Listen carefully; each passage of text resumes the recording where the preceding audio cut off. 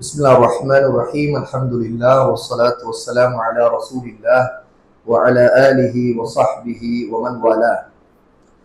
இஸ்லாமிய அழைப்பாளர்களே, முதலில் தௌஹீத் பக்கம் 33.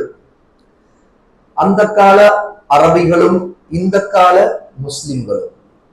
சமுதாயம் கலிமாவை எப்படி மொழிகிறது? இன்னைக்கு எல்லாரும் கலிமா சொல்றோம். இந்த காலத்துல கலிமா சொல்றவங்களுக்கும் கலிமாவை சொல்ல மாட்டோம் அப்படின்னு சொல்லி கொண்டிருந்த அந்த கால அரபிகளுக்கும் என்ன வித்தியாசம் அப்படிங்கிறத ஷேக் முஹம்மது நாசிருதீன் அல் அல்பானி ரஹிமஹுல்லாஹ் இங்க குறிப்பிடுறாங்க.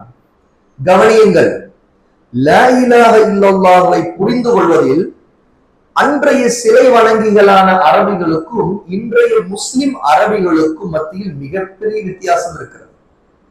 அரபி தெரிஞ்சவங்க தான் இன்றுள்ள முஸ்லிம்களும். அரபிகள் இருக்கிற முஸ்லிம்கள் அவங்களுடைய நிலைமையே எப்படி இருக்கு அப்படிங்கிறத குறிப்பிடுறாங்க.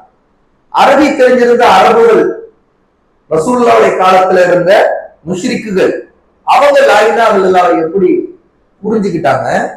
இன்னைக்கு அரபியே தாய்மொழியா இருந்தும் முஸ்லிமா வாழ்ந்துகிட்டு இருக்கிற அரபு முஸ்லிம்கள் எப்படி விளங்கி இருக்கிறாங்க? வித்தியாசம் கவனிங்க. அக்கால அரபிகளுக்கு அவர்களின் மொழியில் சொல்லப்படும் எதுவும் நன்கு புரிந்தது. ஆகவே லா இலாஹ இல்லல்லாஹ் சொல்லுங்கள் என்ற போது அதையும் புரிந்து கொண்டார்கள்.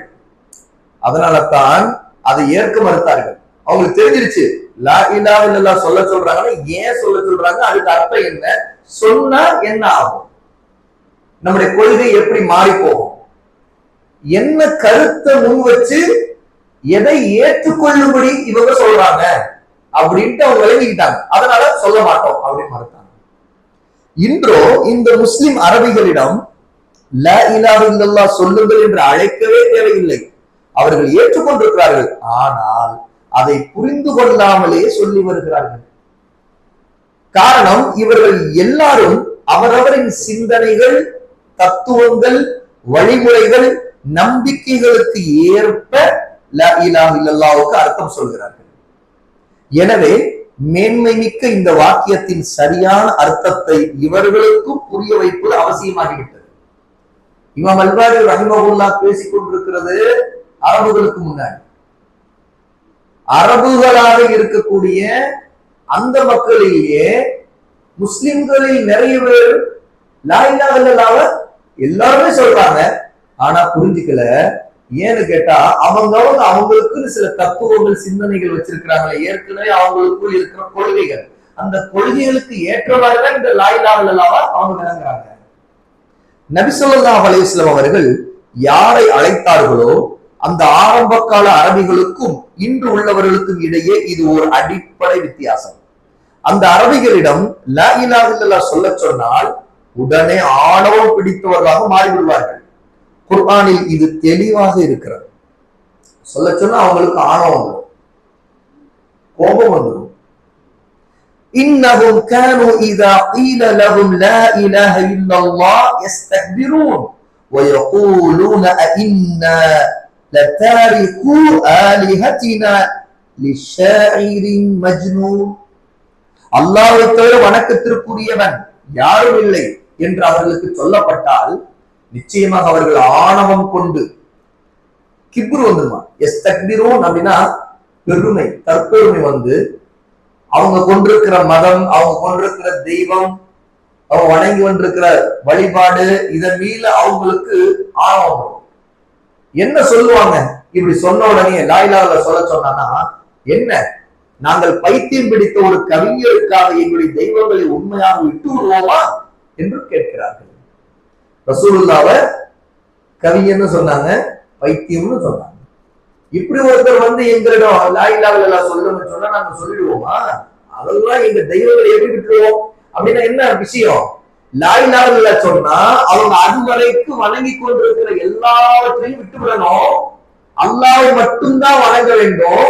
லா இலாஹ இல்லல்லாஹ் சொன்னா அவங்க என்னென்ன வணக்கங்களை எல்லாம் தங்களுடைய தெய்வங்கள் செய்து கொண்டிருந்தாங்க அதையெல்லாம் செய்யக்கூடாதுன்னு இந்த லா இலாஹ இல்லல்லாஹ் சொல்லுது.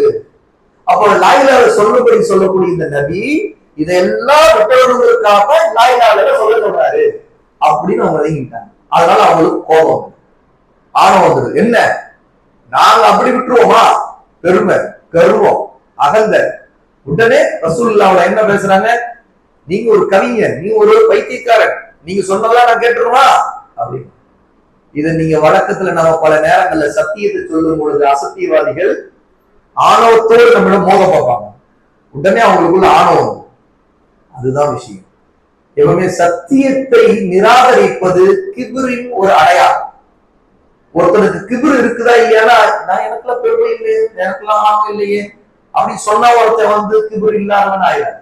ரசூலுல்லாஹி ஸல்லல்லாஹு அலைஹி வஸல்லம் இதை சொன்னாங்க. அல் கிபிர், கிபிர் அதாவது தற்பெருமை, ஆணவம் என்பது பத்ருல் ஹக் வ கம்துன் நாஸ், சத்தியத்தை நிராகரிப்பதும் மனிதர்களை கேவலமாக நினைப்பதும் தான் கிபிர், பெருமை என்று சொன்னாங்க. இங்க பாருங்க, ரசூலுல்லாஹ்வுடைய சத்தியத்தை நிராகரிக்கிறார் யாரு? குறைஷிகள், அந்த கால அரபிகள், முஷ்ரிக்குகள். ரெண்டாவது ரசூலுல்லாஹ்வை கேவலமா நினைக்கிறாங்க. ஏன்? பைத்தியக்காரன், கவிஞர், ஏதோ ஒரு தத்துவம் ஒண்ணு சொல்லிட்டு எங்கள்கிட்ட வந்து சொன்னா நாங்க ஏத்துக்குவோமா? எங்களுடைய இவ்வளவு காலம் நாங்க வணங்கி கொண்டிருக்கிற எங்க தெய்வங்களை நீங்க சொல்றத கேட்டு நாங்க விட்டுருவோமா? அதெல்லாம் முடியாது அப்படிங்கிறாங்க. அப்போ ரசூலுல்லாஹ் கிபிருக்கு சொன்ன இலக்கணம் இருக்குல்ல, டெபினிஷன், அது ரெண்டுமே இந்த முஷ்ரிக்குகளுக்கு பொருந்தது. முதலாவது பத்ருல் ஹக், ஹக்கை, சத்தியத்தை நிராகரிப்பது.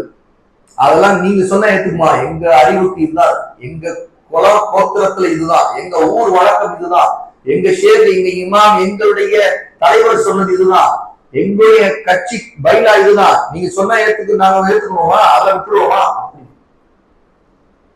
சத்தியம்னு தெளிவா ஆதாரத்தோடு அவர்கள் சொல்லப்பட்டாலும் அதை ஏற்பதற்கு அவர்களுக்கு மனம் இல்லை. ரெண்டாவது கேவலமா மனிதர்கள் நினைக்கிறது, சொல்றவங்கள கேவலமா பார்க்கறது, கேவலமா நடத்துறது. இது ரெண்டுமே அவருக்கு இருந்துச்சு. சரி, இதுக்கெல்லாம் காரணம் இந்த கிப்ரு அவங்ககிட்ட வந்திருக்குங்கிறதுக்கு ஒரு முக்கியமான காரணம் கிட்ட லா இலாஹ இல்லல்லாஹ் விளங்கியிருந்தாங்கன்னு அர்த்தம். அதாவது ஷேக் அல்பானி ரஹிமஹுல்லாஹ் இந்த ஆதாரத்தை, இந்த குர்ஆனுடைய ஆயத்தை முன் வச்சு என்ன சொல்றாங்கன்னா, அவங்க இப்படி சொன்னதுக்கு அவங்களுக்கு கிப்ரு, ஆணவம் வந்தது காரணம் கேட்டா அவங்களுக்கு லா இலாஹவுடைய அர்த்தம் புரிஞ்சிருச்சு. இது சொன்னா நம்ம பணியணும், அடங்கி போகணும், மாறணும். பணியணும், அடங்கணும் என்ன? அல்லாஹ்வுக்கு பணியணும், அல்லாஹ்வுக்கு மட்டும்தான் அடங்கி இருக்கணும், அல்லாஹ் தவிர யாரையும் வணங்கக்கூடாது அப்படிங்கிறத அவங்க விளங்கி இருந்தாங்க அப்படிங்கிறாங்க. குர்ஆன்ல சூரா அஸ்-ஸாஃபாத் 37வது சூராவுடைய 35, 36வது ஆயத். அவர்கள் ஏன் ஆணவம் கொண்டார்கள்? காரணம் இதுதான். லா இலாஹ இல்லல்லாஹ் என்ற தூய வாக்கியத்தின் அர்த்தத்தை அவர்கள் புரிந்து வைத்திருந்தார்கள். இதை கூறிவிட்டால் அல்லாஹ்வுக்கு இணை கற்பிக்க கூடாது, அவனை தவிர யாரையும் வணங்கக்கூடாது, அல்லாஹ்வை தவிர்த்து யாரிடமும் பிரார்த்தனை செய்யக்கூடாது, உதவி தேடக்கூடாது, அவனுக்கே தவிர யாருக்கு அவன் நேர்ச்சி செய்யக்கூடாது, அறுத்து பலியிடக்கூடாது, அவனுடைய தீர்ப்பை விட்டு எவருடைய தீர்ப்பையும் ஏற்கக்கூடாது. இப்படி பல லா இலாஹ சொன்னா இதெல்லாம் வந்துடும் அப்படின்னு அவங்க எழுதியிருந்தாங்க. அந்த அரபிகளோ இதையெல்லாம் செய்து வந்தார்கள். ஏன்னா அல்லாஹ்வை தவிர்த்து மற்றவரிடம் அவங்க பிரார்த்தனை செய்து வந்தாங்க, உதவி தேடி வந்தாங்க, நேர்ச்சி செய்து வந்தாங்க, அறுத்து பலியிட்டாங்க, அல்லாஹ்வுடைய தீர்ப்புகளை, ஜட்ஜ்மெண்ட்டை ஏத்துக்கிட்டாங்க. இதெல்லாம் அவங்கள்ட்ட இருந்துச்சு. அப்ப லா இலாஹ இல்லல்லாஹ் சொன்னா இதெல்லாம் செய்யக்கூடாது, அது எப்படி ஏத்துக்கிறது? உடனே ஆணவம் வந்துச்சு, அவங்க ஏத்துக்க மாட்டோம் அப்படின்னு. சிலை வணக்கத்திற்கு வழியாக இருக்கும் இந்த காரியங்கள் அவர்களின் வழக்கத்தில் இருந்து கொண்டிருந்தன. என்றாலும் அவர்களுக்கு அரபு மொழியில் நல்ல அறிவும் புரிதலும் இருந்ததால் இத்தூய வாக்கியம் தாங்கள் செய்து வருகின்ற காரியங்களை கைவிடச் சொல்கிறது. லா இலாஹ இல்லல்லாஹ் சொல்லிவிட்டால் அதன் அர்த்தத்திற்கு எதிராக இருக்கும் எல்லா வழக்கங்களின் தொடர்புகளையும் அறுத்தெறிய வேண்டும் என நன்கு புரிந்திருந்தார்கள். அவங்களுக்கு புரிஞ்சிருந்தாலும் தானே, புரியாம இருந்ததா எல்லாம் லா இலாஹ இல்லல்லாஹ், என்னப்பா இது ஒரு வார்த்தை சொல்றது கஷ்டமா, லா இலாஹ இல்லல்லாஹ், லா இலாஹ இல்லல்லாஹ், எல்லாம் லா இலாஹ இல்லல்லாஹ் சொல்லியிருப்பாங்க. ஆனா அவங்களுக்கு புரிஞ்சிருச்சு, இந்த வார்த்தை சொன்னா நம்ம கட்டுப்படணும், நம்ம செயல்களை விடணும் அப்படின்னு இருந்துச்சு. ஆனால் இன்று முஸ்லிம்களில் பெரும்பாலோர் லா இலாஹ இல்லல்லாஹ் சொல்லியும் அதன் அர்த்தத்தை சரியாக புரியாதவர்களாக இருக்கிறார்கள். சிலரோ அர்த்தத்தையே மாற்றி சொல்கிறார்கள். எப்படி? உதாரணமாக ஒருவர் லா இலாஹ இல்லல்லாஹ் பற்றி ஒரு கட்டுரை எழுதினால், இன்னைக்கு சாதாரணமா நடக்கிற விஷயங்கள், ஒரு கட்டுரை எழுதுறார் ஒருத்தர் லா இலாஹ இல்லல்லாஹ் பற்றி, அதில் அவர் அல்லாஹ்வை தவிர வேறு படைப்பாளன் இல்லை என்று அதை விளக்குகிறார். படைப்பாளன் அல்லாஹ் தவிர யாரும் இல்லைன்னு விளக்குறாரு. அங்க வந்து லா இலாஹ இல்லல்லாஹ் வணக்கத்திற்குரிய இறைவன், இபாதத்துக்கு அல்லாஹ் மட்டும்தான், அவனை தவிர யாரும் இல்லைன்னு விளக்கப்பட வேண்டிய இடத்துல அல்லாஹ் தவிர படைப்பான் ஒரு இறைவன் தான் சொல்லி முடிச்சிருவார். இந்த மாதிரிலாம் விளக்குறாங்க. இதுவோ ஏற்கனவே இணை வைப்பாளரின் நம்பிக்கையாக உள்ளதுதான். அல்லாஹ்வே ஒரு படைப்பாளன் இல்லைங்கிறது முஷ்ரிக்குகள் அல்லாஹ்வுக்கு இணை வைத்து வணங்கி கொண்டிருக்கிறோம். இன்னைக்கும் அன்னைக்கும் அதை மறுக்கிறாங்களா? ஒரு இறைவன் தான் அப்படிங்கிறது எல்லாரும் இருக்கிறாங்க. நாத்திகர்களை தவிர, கடவுளே இல்லை அப்படின்னு சொல்லக்கூடியவனை தவிர, கடவுள் நம்பிக்கைன்னு ஒன்று கொண்டிருக்கக்கூடிய எல்லா ஆத்திகர்களும் ஒரு இறைவன் உண்டு, வான பூமி அனைத்துக்கு ஒரு படைப்பாளன் தான் உண்டு அப்படிங்கறத மறுக்கிறது இல்லையே. அப்ப அதுக்காக லா இலாஹ இல்லல்லாஹ் வந்துச்சு. அதைத்தான் ரசூல் ஸல்லல்லாஹு அலைஹி வஸல்லம் அதன் பக்கமா அழைச்சாங்க மக்களை. ஏற்கனவே முஷ்ரிக்குகள் மக்காவாசிகள் இதை நம்பிக்கொண்டிருந்த நேரத்தில் அவங்களுக்கு சொல்ல வேண்டிய செய்தி அப்ப என்னதான் இருக்குது? அப்படி இதுதான் அதுக்கு அர்த்தமா இருந்தா மக்கள் முஷ்ரிக்குகள் எதிர்க்க வேண்டிய தேவை இருக்காது. அவங்க ஏற்கனவே அல்லாஹ் நம்பித்தான் இருக்கிறாங்க. இதற்கு ஆதாரத்தையும் ஷேக் சொல்றாங்க. அவர்கள் இப்படி நம்பிக்கை கொண்டிருந்தோம், இதனால் அவர்களுக்கு எந்த பலனும் கிடைக்கவில்லை. அல்லாஹ்வுக்கு ஒரு படைப்பாளன் இல்லை, அல்லாஹ் வான பூமி படைச்சான்னு அவங்க நம்பி இருந்தோம். ஆனா அதனால ஒரு பலன் இல்லை. ஏன்னா அவங்க செய்யற காரியெல்லாம் என்ன சொல்லுங்க? ஷிர்க், அல்லாஹ்வுக்கு இணை வைக்கிற காரியங்கள். அல்லாஹ்வுக்கு இணை வைக்கிற காரியங்களை செய்துவிட்டு படைப்பாளர் அல்லாஹ் ஒருவன் தான் நம்புறதுனால ஒரு பலனும் இல்லை. அல்லாஹ் கூறுகிறார், وَلَئِنْ سَأَلْتَهُمْ مَنْ خَلَقَ السَّمَاوَاتِ وَالْأَرْضَ لَيَقُولُنَّ اللَّهُ. நபியே, வானங்களையும் பூமியும் படைத்தவன் யார் என்று அவர்களை கேட்பினானால் அதற்கு அவர்கள் அல்லாஹ்தான் என்று நிச்சயமாக சொல்வார்கள். யாரை பத்தி அல்லாஹ் சொல்றான்? முஷ்ரிக்குகளாகிய அந்த காலத்துல இருந்த அரபுகள், ரசூலுல்லாஹ்வுடைய காலத்துல ரசூலுல்லாஹ்வுக்கு முன்னாடி இருந்த மக்காவாசிகள். நீங்க இப்படி அவங்கள்ட்ட கேட்டீங்கன்னா என்ன சொல்லுவாங்க? வானபூமி படைச்சது யாருன்னா அல்லாஹ்னு பதில் சொல்லுவாங்க. அப்போ அல்லாஹ் நம்பிக்கொண்டிருந்தவங்க தான் அவங்க. வானபூமி படைச்சது அல்லாஹ் தான் நம்பினாங்க. அப்ப அவங்களுக்கு என்ன லா இலாஹ இல்லல்லாஹ் அப்ப என்ன பேச வேண்டிய வேலை இருக்குது? அப்ப லா இலாஹ இல்லல்லாஹ்வுக்கு அல்லாஹ்வை தவிர ஒரு படைப்பாளன் இல்லை என்பதுதான் அது உண்மையான அர்த்தம் அப்படின்னு இருந்தா, ஆனா அது ஒரு பகுதி. அது ஏன்னா அல்லாஹ்வை வணக்கத்திற்கு ஏற்றுக்கொள்வது, அல்லாஹ்வை படைப்பாளன் ஏற்றுக்கொள்ளாம இருக்க முடியாது. அல்லாஹ் படைப்பாளன் தான் அப்படிங்கறதுனாலதான் ஒருத்தர் அல்லாஹ்வை வணங்குறார். அப்போ வணக்கம் தான் இங்க விஷயமே, அதுதான் பிரச்சனையே. படைப்பாளனா இல்லையாங்கிற மோதல் அங்க இல்லை. ஏன்னா நாத்திகர்களா இருந்தா அல்லாஹ்வை ஒரு படைப்பாளன் இல்லைங்கிறத பத்தி நம்ம அவன்கிட்ட பேச வேண்டியது இருக்கு. ஏன்னா அல்லாஹ் ஒரு இல்லைன்னு நம்புறான், தானா தோன்றியது நம்புறான். அப்போ உண்மையாகவே அல்லாஹ் தான் அனைத்தையும் படைத்தோங்கிற வார்த்தை அங்க அவருக்கு வைக்க வேண்டிய தேவை. ஆனா இங்க லா இலாஹ இல்லல்லாஹ் சொல்லித்தரப்படுகிற இடத்துல முஷ்ரிக்குகளா இருந்த மக்காவாசிகள் எல்லாரும் அல்லாஹ்வை வணங்கி கொண்டிருக்கிற, அதாவது அல்லாஹ் தான் படைப்பாளன் நம்பிக்கொண்டிருக்கிற மக்கள் தான்.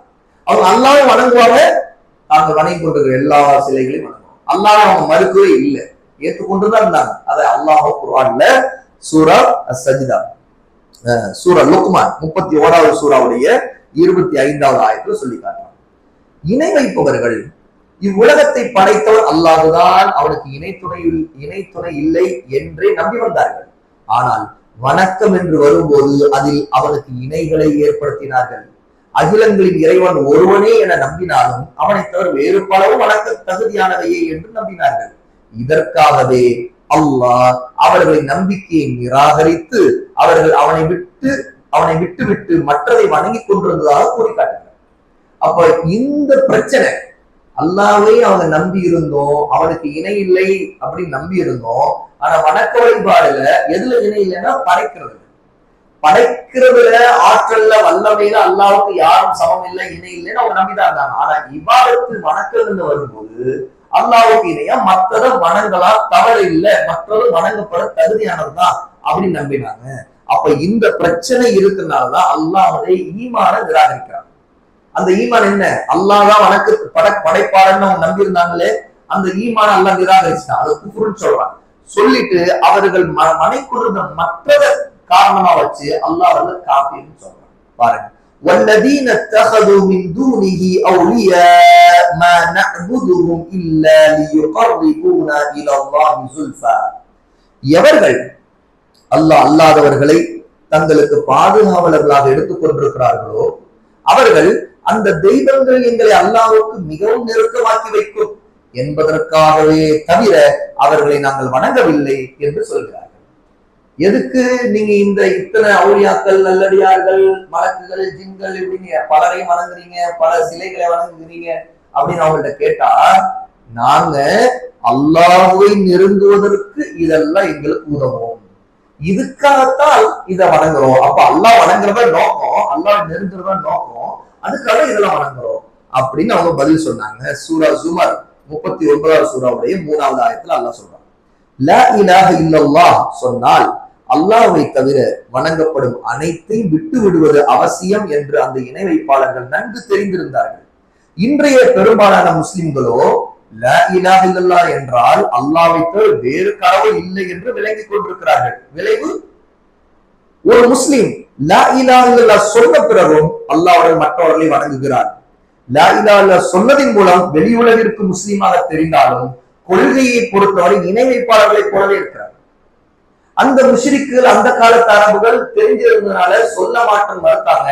இவங்க சொல்றாங்க, என்ன விலகிக்கிட்டாங்கன்னா, லா இலாஹ இல்லல்லாஹ் அப்படின்னு சொன்னா அல்லாஹ்வுக்கு வேறு இறைவன் இல்லை, வேறு கடவுள் இல்லை, அல்லாஹ் தான் படைக்கலாம் அப்படின்னு நம்ம நம்பணும், நம்பினா போதும் அவ்வளவுதான் அப்படின்னு நினைச்சுக்கிட்டு ஷிர்க் இணை வைக்கிற காரியங்களை எல்லாம் செய்துக்கிட்டு தங்களை முஸ்லிம்கள் அவங்களா நம்பிக்கொண்டிருக்கிறாங்க அப்படிங்கிறாங்க. இஸ்லாமிய அழைப்பாளர்கள் என்ற முறையில் இப்போது நமது கடமை என்னவெனில், நாம் தௌஹீது பக்கம் மக்களை அழைக்க வேண்டும்.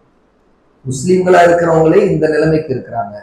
அப்போ ஒரு தாயி, அல்லாஹ் பக்கம் அழைக்கக்கூடிய ஒரு முஸ்லிம் தாயி என்ன செய்யணும்?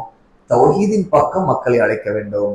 அறியாமையின் காரணமாக லா இலாஹ இல்லல்லாஹ்வுக்கு எதிரான காரியங்களை செய்து வருபவர்களுக்கு அதன் உண்மையை, அர்த்தத்தை தக்க ஆதாரங்களுடன் நிலைநாட்ட வேண்டும். இந்த தாயிகளுடைய வேலை அதுவாக இருக்கும். தெளிவா ஆதாரத்தோடு அறியாமல் இருக்கிற மக்களுக்கு சத்தியத்தை எடுத்து சொல்லி, அல்லாஹ் மட்டும்தான் இபாதத்திற்குரிய, வணக்கத்திற்குரியவே, லா இலாஹ்வுடைய அர்த்தம் இதுதான், லா இலாஹ இல்லல்லாஹ் சொல்லிட்டா கட்டாயம் எல்லா விதமான ஷிர்க், இணை வைக்கிற காரியங்கள், எல்லா வணக்க வழிபாடுகளையும் நாம அல்லாஹ் மட்டும்தான் செய்யணுமே தவிர இணை வைப்பு காரியங்கள் செய்யக்கூடாதுன்னு அவங்களுக்கு தெளிவுபடுத்தணும். இதில் முஸ்லிம்களின் நிலை முஷ்ரிக்குகள் நிலையிலிருந்து வித்தியாசப்படும். முஷ்ரிக்குகள் லா இலாஹ இல்லல்லாஹ் சொல்ல மறுத்து விட்டார்கள். அதனால் அவர்கள் வெளி உலகிற்கும் முஸ்லிம்கள் இல்லை, தங்களுக்குள்ளே முஸ்லிம்கள் இல்லை. முஸ்லிம்களுக்கும் அந்த காலத்து முஷ்ரிக்குகள், இன்னைக்கு நம்ம பார்க்கிற முஷ்ரிக்குகளுக்கும் ஒரு முக்கியமான வித்தியாசம். அந்த முஷ்ரிக்குகள் லா இலாஹ இல்லல்லாஹ் சொல்ல மறுத்துட்டாங்க. அதனால அவங்க காபிர்கள் தான், வெளிப்படையிலும் காபிர் தான், உள்ளுக்குள்ளே அவங்க காபிர்கள் தான். ஆனா இன்றைய பெரும்பாலான முஸ்லிம்கள் விஷயத்திலோ அவர்களுக்கு பின்வரும் நபிமொழியையே பொருத்தமானதாக சொல்லுவோம். இன்றைய முஸ்லிம்கள் விஷயத்துல என்ன சட்டம்? அப்போ இவங்க உடனே காபிர் சொல்ல முடியுமா? அப்படின்னா அதுல என்ன சட்டம்? நபி ஸல்லல்லாஹு அலைஹி வஸல்லம் சொன்னார்கள், ஃபஇதா ஃபஅலு ذلك عصموا مني دماءهم واموالهم الا بحق الاسلام وحسابهم على الله. அவர்கள் லா இலாஹ இல்லல்லாஹ் என்று சொல்லிவிட்டால், சொன்ன பிறகு என்ன நடக்கும்? சொன்ன பிறகு உள்ள சட்டம் என்ன? ஃபஇதா ஃபஅலு, லா இலாஹ இல்லல்லாஹ் என்று சொல்லிவிட்டால், அதை செயல்படுத்தி விட்டார், ذلك இதை தகுந்த காரணம் இருந்தால் தவிர என்னிடம் தங்கள் உயிர்களையும் உடைமைகளையும் அவர்கள் பாதுகாத்துக் கொள்வார்கள். லா இலாஹ இல்லல்லாஹ் சொன்னவங்களுக்கு எப்ப பாதுகாப்பு? அவருடைய உயிருக்கு எப்ப பாதுகாப்பு? அவருடைய உடைமைகள், சொத்துக்கள், இதுக்கெல்லாம் எப்ப பாதுகாப்பு அப்படின்னா ரசூல் ஸல்லல்லாஹு அலைஹி வஸல்லம் ஜிஹாதோடு சம்பந்தப்பட்ட ஆயத்து.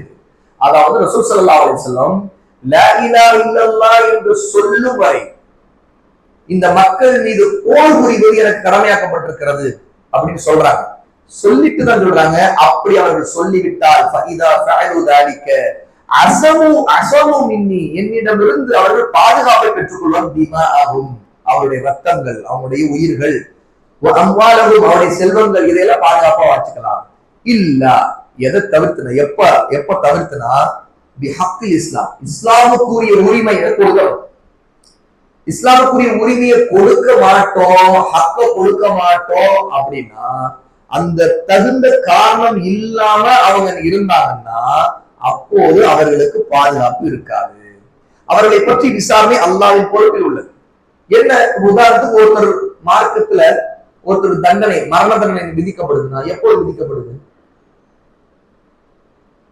ஹக்குல் இஸ்லாம், இஸ்லாமுக்குள்ள ஹக்கு, அதாவது உயிர் பறிக்கப்படுகிறதா மரண தண்டனை. ஒருவர் முஸ்லீமை கொல்லக்கூடாது. அதுல நமக்கு எந்த சந்தேகம் இல்லை. ஆனா முஸ்லீம் கொல்லப்படுறாங்க, அரசை கொல்லுகிறது. அப்போது உண்மையிலே அந்த அரசுக்கு ஒரு ஹக்கு இருக்கணும் அதுல. ஏன்னா லா இலாஹ இல்லல்லாஹ் சொல்றவரை கொல்லக்கூடாது. அப்ப என்ன ஹக்கு இருந்தால், அவர் இன்னொரு உயிரை கொண்டிருந்தா அதற்கு பழி தீர்ப்பதற்காக இவருக்கு தண்டனை, மரண தண்டனை கொல்லப்படுறார். அல்லது அவர் முர்த்ததாயிட்டார், இஸ்லாமிய அரசு என்ன செய்யும், மதம் மாறி வெளியேறிவிட்ட ஒரு முஸ்லீமுக்கு, அவர் முஸ்லீமா இருந்தால் மதம் மாறிட்டார், இப்போ மதம் மாறிவிட்டார், அவருக்கு கொலை தண்டனை நிறைவேற்றப்படும். சரியா?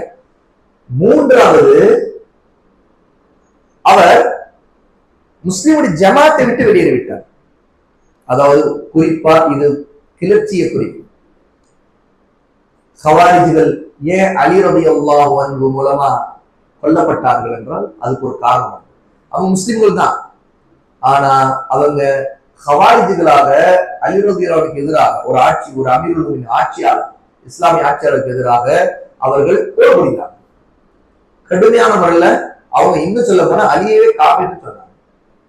அப்ப அதனாலையும் மரண தண்டனை நிறைவேற்றப்படுது, அவர்கள் கொல்லப்பட்டார். இப்போ அபூபக்கர் ரலியல்லாஹு அன்ஹு காலத்துல அவங்க அமீராக கலீஃபாவாக ஆன பிறகு முஸ்லிம்கள் ஒரு சாராருக்கு எதிராக போர் புரிஞ்சாங்க. யார் அவங்க? ஜகாத் கொடுக்க மறுத்தோம். இஸ்லாமிய அடிப்படை கடமை ஒன்றை மறுக்கும் போது, அதை ஏற்றுக்கொள்ள மாட்டோம் மறுக்கும் போது, எப்படி தொழுகையோ ஜக்காத்தோ இந்த மாதிரி கடமைகள் மறுக்கப்படும் போது, அப்போ அவங்களுக்கு எடுத்து சொல்லப்பட்டு தௌபா செய்து மீண்டு வரும்படி சொல்லப்படும். அவங்க ஏற்கவே மாட்டோம்னு சொன்னா அவர்கள் மரண நிறைவேற்றப்படும். ஆகவேதான் இந்த ஹதீஸ அந்த நேரத்துல அபூபக்கர் ரலியல்லாஹு அன்ஹு ஆதாரமாக முன்வைத்தாங்க உமர் ரலியல்லாஹு அன்ஹு. இதே ஹதீஸ் அதான் ஹக்குல் இஸ்லாம், இஸ்லாமுக்குள்ள ஹக்கு. அப்போ அந்த ஜக்காத் கொடுக்க மாட்டோம் மறுத்தாங்களா இல்லையா? அதே நேரத்தில் அதன் மூலமாக முர்த்ததாக ஆனாங்களா இல்லையா? அப்படிப்பட்டவர்கள் மீது அபூபக்கர் போர் புரிந்து அவங்களை பண்றாங்க. அப்போ லா இலாஹ இல்லல்லாஹ் நம்முடைய உயிரையும் பொருளையும் பாதுகாக்கும். ஒரு இஸ்லாமிய அரசு நமக்கு பாதுகாப்பு கொடுக்கணும், நம்முடைய உயிருக்கும் பொருளுக்கும். ஆனால் ஹக் இருக்கு, இஸ்லாமுடைய ஹக்கு, அதுல விதிவிலக்கு. அதுல மாறு செய்தா இஸ்லாமிய ஆட்சியாளர் இந்த தண்டனை. இது இந்த உரிமை, இந்த தகுதி இஸ்லாமிய ஆட்சியாளருக்கு மட்டும்தான் உண்டு. அதாவது ஒரு ஆட்சியாளருக்கு மட்டும்தான் உண்டு. சாதாரண பொதுமக்கள் யாரும் இந்த அதிகாரத்தை கையில் எடுக்க முடியாது, எடுக்கக்கூடாது. ரசூலுல்லாஹ்வுடைய இந்த ஹதீஸ ஷேக் அவர்கள் எதுக்கு கொண்டு வராங்க தெரியுமா? இந்த இடத்துல மிக முக்கியமான விஷயம். பொதுவான முஷ்ரிக்குகள் அவங்க வெளிப்படைகளும் முஸ்லிம்கள் இல்லை. ஏன்னா அவங்க லா இலாஹ இல்லல்லாஹ் சொல்ல மறுத்துட்டாங்க. இன்னொரு பக்கம் உள்ளுக்குள்ளே முஸ்லீம் இல்லை. ஏன்னா மறுத்தவர்கள் நாம எப்படி தெரிஞ்சுக்க முடியும்? அவங்களே இல்லைன்னு சொல்லிட்டாங்க. நாம அவங்க முஸ்லீம் நம்ப முடியும்? அப்ப தங்களுக்குள்ளேயே அவங்க முஸ்லீம்கள் இல்லதான், அவங்க காபிர்கள் தான். வெளிப்படையில அறியப்பட்டவங்க அவங்க காபிர்கள் தான் நமக்கு தெரியுது. ஏன்னா ஒரு வேறு மதத்தாரா இருக்கிறாங்க. முஸ்லீம்களா இருக்கக்கூடிய ஒருவர் லா இலாஹ இல்லல்லாஹ் சொல்லும் பொழுது அவர் முஸ்லீம் ஆனவராக மாறிட்டார். ஆனா இஸ்லாமுக்குள்ள ஹக்குன்னு ஒண்ணு இருக்கு. அதுல ஏதாவது பிரச்சனை வந்துச்சுன்னா அப்பொழுது ரசூலுல்லாஹ்வுடைய வார்த்தை என்ன? அவர்கள் லா இலாஹ இல்லல்லாஹ் சொன்னதுக்காக அவருடைய உயிர்கள் பாதுகாக்கப்படும், உடைமைகள் பாதுகாக்கப்படும். ஆனா இல்லா பிஹக்கி இஸ்லாம், ஆனா இஸ்லாமுடைய ஹக்க தவிர்த்து. சரியா? ஆனா அவங்க மறைச்சிட்டாங்கன்னா வா ஹிசாபுஹு அலல்லாஹ், அவங்களுடைய குற்றங்கள் நமக்கு வெளியே தெரியாம போயிடுச்சுன்னு வைங்க. அவங்க என்ன உண்மையிலே என்ன கொள்கையில் இருந்தாங்க அது தெரியாம போச்சுன்னா அப்போ அல்லாஹ்வோட உங்களுக்கு விசாரணை இருக்கு, நமக்கு தெரியல. சரியா? ஆனா அல்லாஹ் அனைத்தையும் அறிவான். அவங்களுக்கு விசாரணை இல்லை, அவங்க அல்லாஹ்வோட மாட்டிக்குவாங்க அப்படிங்கிறாங்க ரசூல் ஸல்லல்லாஹு அலைஹி வஸல்லம். அப்துல்லாஹ் இப்னு உமர் ரலியல்லாஹு அன்ஹு அறிவிக்கிற இந்த ஹதீஸ புகாரில 25வது, முஸ்லிம்ல 22வது ஹதீஸ்களாக இமாம்கள் பதிவு செய்யறாங்க. ஷேக் அல்பானி இதை சொல்றதை கொண்டு இங்க ஒரு விஷயத்தை உணர்த்துறாங்க. முஸ்லிம்கள்னா லா இலாஹ இல்லல்லாஹ்வ சொன்னவங்களா இருப்பாங்க, அதை விளங்கி அதை அமல் செய்யணும். ஆனால் அவங்க லா இலாஹ இல்லல்லாஹ் சொல்லிட்டு சும்மா பேருக்கு சொல்லிட்டு அதை புரியாம இருந்தாங்கன்னா நம்ம அவங்களுக்கு அழைப்பு கொடுப்போம், தௌபா செய்ய சொல்லுவோம், தொடர்ந்து அவங்களுக்கு அழைப்பு கொடுப்போம். ஆனா அவங்க இஸ்லாமுடைய ஹக்க பால்படு, அந்த ஹக்கில் உள்ள தொழுகை. அவங்கதான் தொழுகையை விட்டவர் குஃப்ர்ல இருக்கிறவரா இருப்பார். அவரை தௌபா செய்ய சொல்லி இஸ்லாமிய ஆட்சியாளர் அழைப்பார், கண்டிப்பார், இன்னும் சிறையில் கூட விடுவார். அவன் எதுக்கும் மாட்டு மறுத்தா அவர் முர்த்தத், அதாவது மதமாறி விட்டவர் என்று அவனுக்கு மரணம் நிறைவேற்றப்படும். இதுதான் இஸ்லாமிய சட்டம். ஏன்னா இஸ்லாமுடைய ஹக்கு எது? தொழுகை இஸ்லாமுடைய ஹக்கு, ஜக்காத் இஸ்லாமுடைய ஹக்கு. இந்த மாதிரி ஒவ்வொன்றுத்திலும் இஸ்லாமுடைய ஹக்கு வந்துச்சுன்னா அந்த உரிமையை கொடுக்கணும் அப்படிங்கிறாங்க. நாம் எப்போதேனும் எப்படி சொல்வது உண்டு ஷேக் சொல்றாங்க. அதாவது லா இலாஹ இல்லல்லாஹ்வின் அர்த்தத்தை புரிந்து கொள்வதில் இன்றைய பெரும்பாலான முஸ்லிம்களின் நிலைமை அறியாமை காலத்து பாமர அரபிகளின் நிலைமையை விட மிகவும் மோசமாக இருக்கிறது என்று. அந்த அரபிகளுக்கு அர்த்தம் புரிந்தது, ஆனால் அந்த நம்பிக்கை கொள்ளவில்லை, அதை நம்பிக்கை கொள்ளவில்லை. இன்றைய முஸ்லிம்கள் பலரோ தாங்கள் சொல்வதன் அர்த்தம் தெரியாமலேயே அதை சொல்லிக் கொண்டிருக்கிறார்கள். ஆகவே சத்தியத்தை சொல்லும் முஸ்லிம் அழைப்பாளரின் முதல் கடமையாக நான் நம்புவது என்னவெனில், அவர்கள் இந்த தூய கலிமாவின் அர்த்தத்தையும் அது ஏற்கப்படுவதற்கான நிபந்தனைகளையும் தெளிவுபடுத்திட வேண்டும். இதில் மிக முக்கியமானது எல்லா வழக்குகளையும் மன தூய்மையுடன் அல்லாஹ்வுக்கு செய்வது.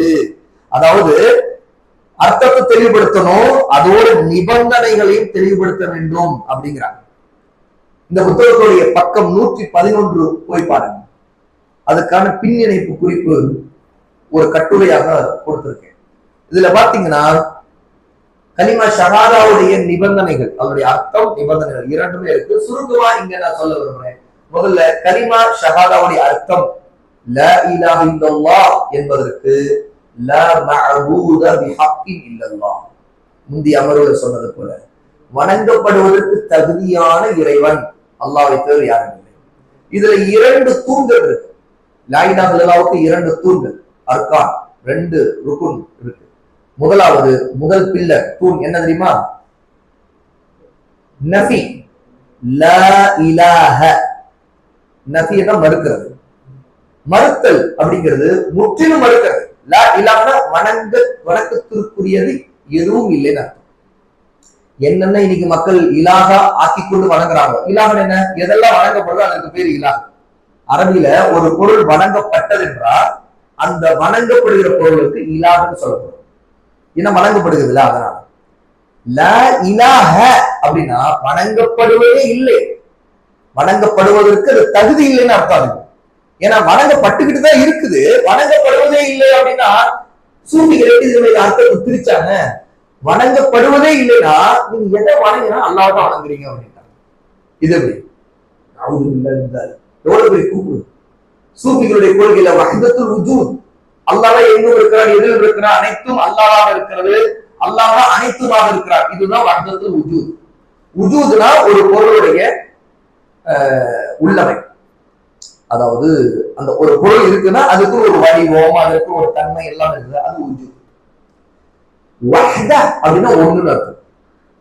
வஹ்தத்துல் வுஜூத் அப்படின்னா எல்லாம் ஒரு உள்ளமைதான் அப்படின்னாங்க அவங்க. அப்படின்னா என்ன அப்படின்னு கேட்டா, அல்லாஹ் இந்த மொத்த படைப்பாக வெளிப்பட்டிருக்கிறான் அப்படின்னா.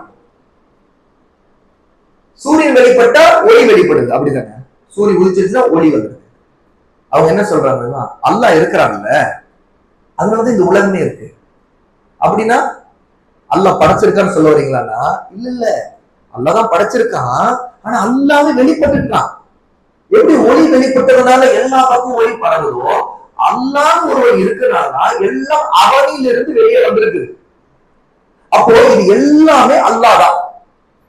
பார்க்கிறதுக்கு நீங்க சூரியனை பாக்குறீங்க, நிலாவை பாக்குறீங்க, ஒரு வீட்டை பாக்குறீங்க, ஒரு மனுஷனை பாக்குறீங்க, ஒரு நாயை பாக்குறீங்க, கழுதை பாக்குறீங்க, குதிரை பாக்குறீங்க, ஒரு எலியை பாக்குறீங்க, ஒரு பூனை பாக்குறீங்க.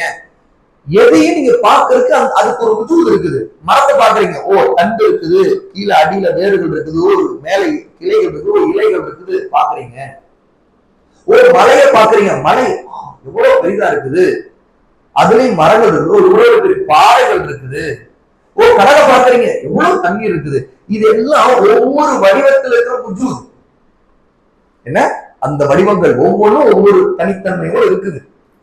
அல்லாஹ் தான் படைச்சான், ஆனா இது எல்லாத்துலயும் அல்லாஹ் தான் வெளிப்பட்டு இருக்கிறான். அல்லாஹ்வில் இருந்தோ எல்லாம் வெளிப்பட்டு இருக்குது. அல்லாஹ் இல்லைன்னா வந்திருக்காதுல்ல? ஆமாங்க ஆமாங்க. அப்படின்னு என்ன அவங்க அடுத்த கேள்வி? அப்படின்னா அல்லாஹ்கிட்ட தான் வந்திருக்கு, அல்லாஹ்விடம் தான் வந்திருக்கு. அப்போ இங்க எல்லாமே அல்லாஹ்வுடைய தன்மைதான் இதெல்லாம். அப்போ நீங்க எதை வணங்கினாலும் அல்லாஹ் தான் வணங்குறீங்க. இதுக்கு பேரு அத்வைதம். இந்த கொள்கைக்கு பேரு இந்து இந்து மக்கள் அவங்க அத்வைத கொள்கைன்னு ஒண்ணு சொல்லுவாங்க. அத்வைதம் அப்படின்னா ஜீவ ஆத்மாவும் பரம ஆத்மாவும் ஒண்ணுன்னு அர்த்தம். ஜீவ ஆத்மா அப்படின்னா இன்னைக்கு எதெல்லாம் ஜீவனோடு இருக்குதோ, உயிரோடு இருக்குதோ, இதெல்லாம் ஜீவ ஆத்மாக்கள். மனிதன் ஒரு ஜீவ ஆத்மா, அவனுக்கு ஆத்மா இருக்குது, ஒரு ஜீவன். அவன் ஒரு நாய் இருக்குது, அது ஒரு ஜீவ ஆத்மா தான். எல்லாமே ஜீவாத்மா. இந்த வான பூமி எல்லாமே ஜீவ ஆத்மாக்கள், எல்லாம் ஒவ்வொரு விதமான. பரம ஆத்மானா கடவுள். இந்த பரம ஆத்மாவும் ஜீவ ஆத்மாவும் ஒண்ணு அப்படின்னு நம்புறதுக்கு பிறகு அவங்க சொல்றது அத்வைத கொள்கை. இந்த அத்வைத கொள்கையை தான் வஹதத்துல் வஜூதுன்னு சொல்லிட்டு சூஃபிகள் லா இலாஹ இல்லல்லாஹ் அர்த்தமாக்குறாங்க. எப்படி அர்த்தமாக்குறாங்க தெரியுமா? லா இலாஹ அப்படின்னா அவங்க என்ன சொன்னாங்க? எதுவும் கடவுள் இல்லை, அப்புறம் அல்லாஹ்வை தவிர. அப்படிதானே? இல்லல்லா அல்லாஹ்வை தவிர அப்படின்னா என்னன்னா எதுவுமே கடவுள் இல்ல, எல்லாம் அல்லாஹ் அப்படின்னா. என்னென்ன மக்கள் வணங்கிட்டு இருக்காங்க எல்லாமே அல்லாஹ் தான் வணங்குறாங்க. அப்போ அவங்க என்ன சொல்லிட்டாங்க? இதான் மக்கா தௌஹீத்னாங்க. தௌஹீத்னா ஒண்ணு இல்ல, எல்லாம் ஒண்ணுன்னு சொல்லிட்டாங்க, இதான் தௌஹீத் அப்படின்னா. நஅஊது பில்லாஹ், குஃப்ர். தெளிவா குஃப்ர். ஏன்? அல்லாஹ்வுடைய வஹ்தஹு, அவர் தனித்தவன், அவர் தனித்தவன். லா ஷரீக லஹு, அவனுக்கு எதுவுமே இணை இல்லை. அப்போ படைப்பு வேறு, படைப்பாளர் வேறு. அவன் தான் படைச்சிருக்கிறான். 6 நாள்ல வானங்கள் பூமி படைச்சான். அல்லாஹ் சொல்றான். படைத்தவன் அவன் அல் காலிக். அவன் பண்புல இருந்து அல் காலிக், அல் ஹல்லாக், அல் பாரி, அல் முஸவ்விர். முன்மாதிரி இல்லாமல் படைத்தவன், உருவம் கொடுத்தவன், எல்லாம் அவன் செய்திருக்கிறான். இப்ப அல்லாஹ் இந்த ஏன் காலையில சொன்னேன், தௌஹீதுடைய அம்சங்கள்ல அல் அஸ்மா வ சிஃபாத், அல்லாஹ்வுடைய பெயர்களின் பண்புகளை நம்பிக்கை கொள்வது. அல்லாஹ் தன்னை எப்படி வர்ணிக்கிறான் அதை நம்பல அப்படின்னா அதை அப்படியே சிதைச்சு திரிச்சு அப்படியே அல்லாஹ்வை எல்லாமாக ஆக்குறதா வஹதத்துல் வஜூத். அப்ப லா இலாஹ இல்லல்லாஹ்வுக்கு அர்த்தம் சொன்ன சூஃபிகள் என்ன சொன்னாங்கன்னா, நீங்க எதை வணங்குறா எல்லாமே அல்லாஹ் தான் அப்படின்னா. அப்போ லா இலாஹ அப்படின்னா கடவுள், கடவுள் எதுவும் இல்லை, வணக்கத்திற்குரிய எதுவும் இல்லை. அப்ப வணங்கப்பட்டு இருக்கிறவங்க என்ன பேரு? இலாஹ்னா அரபியில வணங்கப்படுகின்ற ஒன்று அர்த்தம். அப்ப வணங்கப்பட்டுகிட்டு இருக்கிற யதார்த்தம் ஒரு நடக்குதா இல்லையா? பாக்குறவங்க சிலை வணங்குறவர் இருக்கிறார், மாட்டை வணங்குறவர் இருக்கிறார், மனிதனை வணங்குறவர் இருக்கிறார். இப்படி வணங்கப்பட்டுகிட்டு இருக்கிறது உண்மை. இப்ப கேள்வி என்னன்னா, அதுக்கெல்லாம் தகுதி இருக்கிறான்னா, அதுக்கெல்லாம் தகுதி இல்லைன்னு சொல்றத லா இலாஹ இல்லல்லாஹ், அல்லாஹ்வை தவிர வேறு யாருக்கும் இந்த வணக்கத்துக்கு உரியது தகுதி இல்லை. அல்லாஹ் மட்டும் வணங்கப்படுவதற்கு தகுதி. அதெல்லாம் விளக்கம் சொல்லும் போது லா மஅபூத பிஹக்கின் இல்லல்லாஹ் சொன்னாங்க. பிஹக்குனா தகுதி. இந்த ஹக்கு அல்லாஹ்வுக்கு மட்டும்தான் உண்டு, வேற யாருக்கும் இந்த இலாஹ்ங்கிற தகுதி இல்லை. ஆனா இலாஹாக ஆக்கிக் கொண்டாங்க மக்கள். சூஃபிகள் அப்படி இதை தலைகளை புரட்டி போட்டு எதை வணங்கினாலும் அல்லாஹ்வை தான் ஒருத்தர் வணங்குகிறான், அதுதான் தௌஹீத். ஏன்னா அல்லாஹ்வை ஒன்றுன்னு சொல்லிட்டோமே, நீ எதை வணங்கினாலும் அப்படியா, நீ எதை அல்லாஹ் தான் வணங்குற. நஅஊது பில்லாஹ். எப்படி சூஃபிகள்? அதனால சூஃபி கொள்கைய இன்னைக்கு இருக்கக்கூடிய எல்லா காப்பிர்களும் ஏற்றுவாங்க,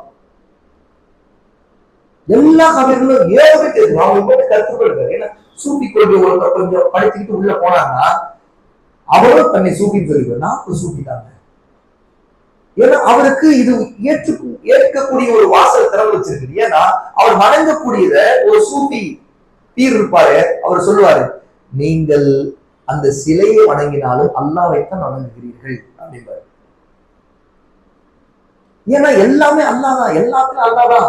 அப்படின்னா என்ன அர்த்தம்? அப்படின்னா நீங்க வணங்குற எல்லாத்துலயும் அல்லாஹ் தான் வணங்குறீங்க, ஆக இது ஒரு பிரச்சனை இல்லை அப்படின்னு. இதுதான் சூஃபி கொள்கையின் அடிப்படையான நாதம், அதனுடைய சுரம், அதனுடைய சாறு இதுதான். அப்ப லா இலாஹ இல்லல்லாஹ்வுக்கு அர்த்தத்தை இப்படி திரிச்சாங்க சூஃபிகள், தரிக்காவாதிகள். இன்னைக்கு தரிக்கால ஒவ்வொரு லெவல் இருப்பாங்க, அந்த லெவலுக்கு போயிட்டா அடுத்த லெவல் இதுதான் அப்படின்னு. அதைத்தான் அவங்க மாரிஃபத் அப்படிங்கிறாங்க. யார் ஒருத்தர், அதாவது தரிக்காவுல 4 நிலைகள் இருக்கும். நம்ம புத்தகத்துடைய பின்கட்டுரையில் அது சூஃபிகளுடைய தனி தலைப்பு இருக்குது. அந்த 4 நிலையில உயர்ந்த நிலையில மாரிஃபா. மாரிஃபாங்கிறது அவங்க என்ன சொல்றோம், ஒருத்தர் அல்லாஹ்வை அறிஞ்சிட்டாரு. எப்படி அறிஞ்சாருன்னு கேட்டா அவங்க கொடுக்குற விளக்கம், எல்லாத்துலயும் அல்லாஹ் இருக்கிறான்னு அவர் அறிஞ்சிட்டாரு பாருங்க, அதுதான் மாரிஃபத் அப்படின்னா.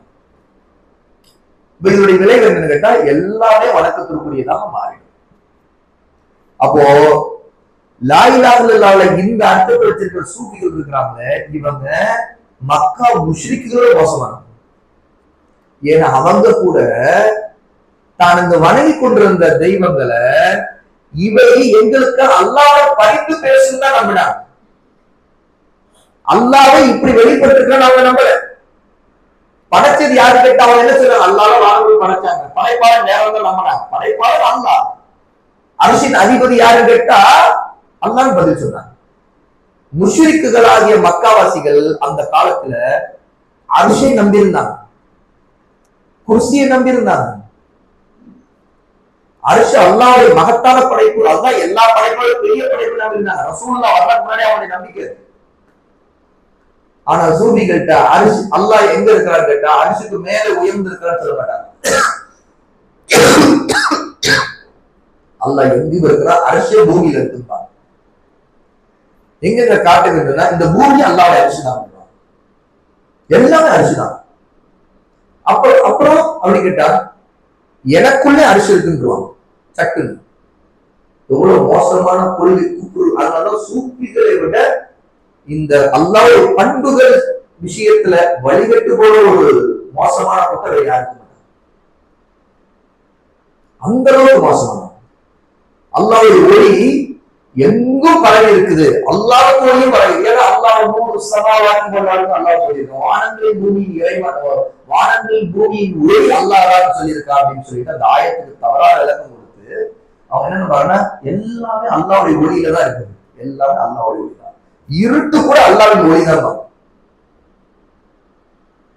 அதோடைய விளைவு அவருடைய அதாவது மறைவான அறிவு அவர்களுக்கு உண்டு நம்புற அவருடைய சூஃபி உள்ள ஒருவரை பத்தி ஒரு கதை வரும்.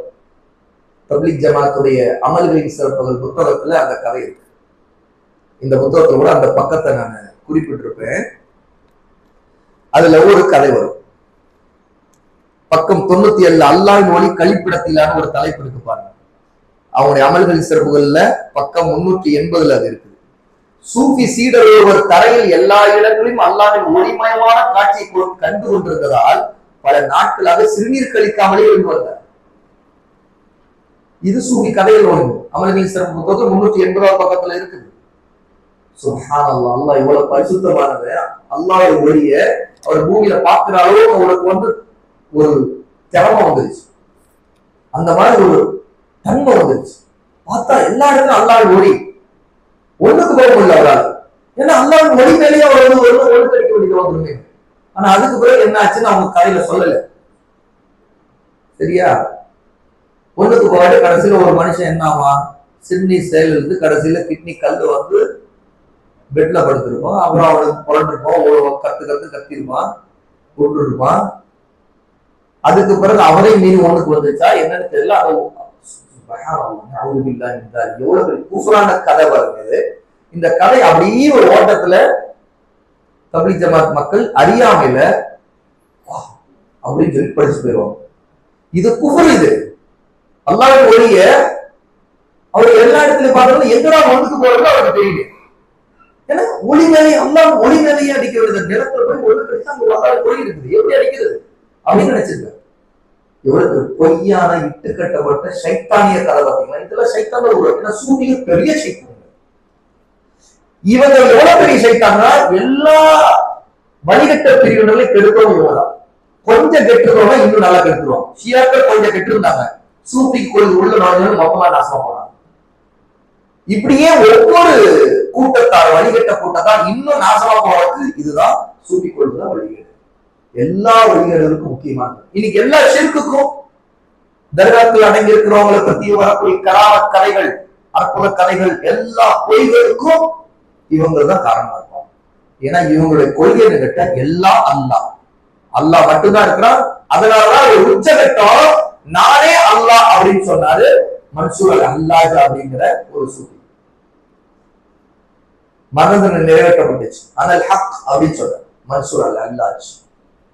அந்த கட்டுரை படிங்க, அதுல அந்த ஃபுல் ஸ்டோரி கொடுக்கப்பட்டிருக்கு. அப்ப ஷேக் அல்பானி ரஹிமஹுல்லாஹி தஆலா இந்த லா இலாஹ இல்லல்லாஹ்வுடைய அர்த்தத்தை விளங்க வைக்கணும்னு சொல்றாங்க. இப்ப புரியுதா? லா இலாஹ இல்லல்லாஹ்வுடைய அர்த்தத்தை சரியா விளங்காட்டி அவன் எவ்வளவு அர்த்தம் பெற்ற மனுஷன் நாசமா போவாங்கிறதுக்கு அவன் சூஃபி கொள்கையில போய் ஜாயின் ஆகிற அளவுக்கு அவருடைய லெவல் போகும். அப்போ நிபந்தனைகளும் இருக்குது. ஒருவன் உண்மையாகவே லா இலாஹ விளங்கிக் கொள்றதுக்கு அப்ப 2 ருக்குன் இருக்குன்னு சொல்றேன். முதலாவது நஃபி, மறுத்தல். லா இலாஹ அப்படின்னு சொல்லும்போது எதுவும் வணக்கத்திற்கு தகுதியானது இல்லை என்று வருவது. இரண்டாவது இல்லல்லாஹ், உறுதிப்படுது. இஸ்பாத், 2 வார்த்தை ஞாபகம் வச்சு. நஃபி, இஸ்பாத். நஃபி என்று சொன்னால் மறுத்தல், இஸ்பாத் என்று சொன்னால் உறுதிப்படுத்துதல். மறுப்பதை கொண்டு அல்லாஹ்வை தவிர அனைத்தையும் மறுக்க வேண்டும். அல்லாஹ் மட்டும்தான் வணக்கத்திற்குரிய உறுதிப்படுத்துவது. அதுதான் இஸ்பாத். இது 2ம் இல்லாம லா இலாஹ இல்லல்லாஹ் நிக்காது. முஸ்லிம்கள் நிறைய பேர் இன்னைக்கு அல்லாஹ் வணக்கத்திற்குரியவன் தான் அப்படின்னு நம்பிட்டாங்க, ஏத்துக்கிட்டாங்க, லா இலாஹ இல்லல்லாஹ் சொல்லிட்டாங்க. ஆனா அல்லாஹ் மட்டும்தான் வணக்கத்திற்குரிய, மக்கள் எல்லாம் வணக்கத்திற்கு தகுதியாக இல்லை என்று மறுக்கிறது இருக்குல்ல, இங்கதான் பிரச்சனை. இதுல தப்பு செய்யறதுனால ஷிர்க் செய்யலாம். அடுத்து நிபந்தனைகள், ஷுரூத்.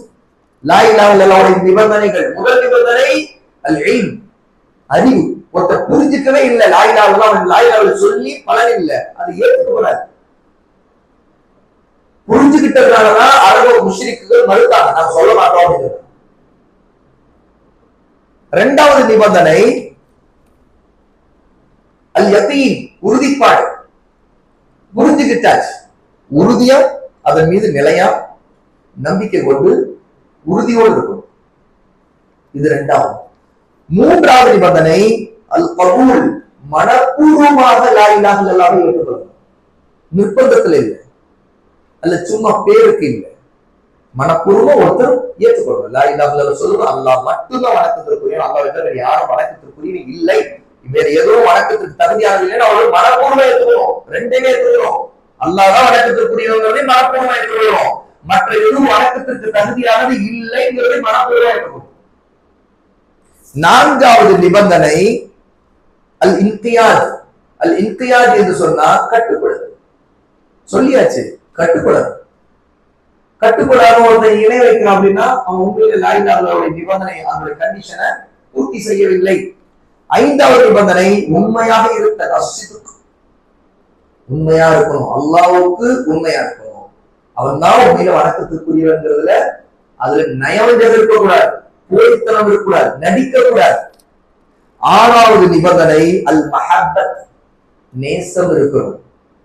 லா இலாஹ இல்லல்லாஹ்வின் மீது, கலிமா ஷஹாதாவின் மீது, அல்லாஹ்வின் மீது நேசம் இருக்கணும்.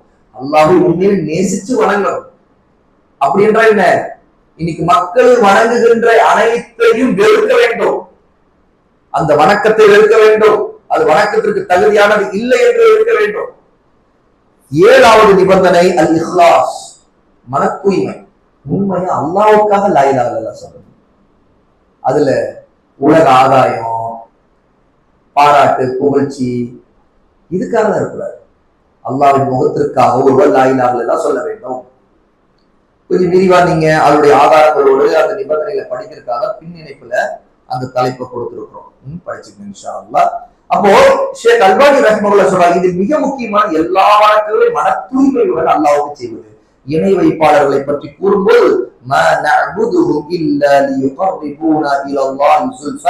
அந்த தெய்வங்கள் எங்களை அல்லாஹ்வுக்கு மிகவும் நெருக்கமாக்கி வைக்கும் என்பதற்காகவே தவிர அவர்களை நாங்கள் வணங்கவில்லை என்று அவர்கள் கூறியதை அல்லாஹ் கூறுகிறார். இதிலிருந்து எந்த வணக்கமாக இருந்தாலும் அது அல்லாஹ்வை மற்றவர்களுக்கு செய்யப்பட்டால் அது லா இலாஹ இல்லல்லாஹ் தூய கலிமாவை முறித்து விடுகிறது என அறியலாம். ஏன்னா முஷ்ரிக்குகளுடைய வார்த்தை எப்படி வருது?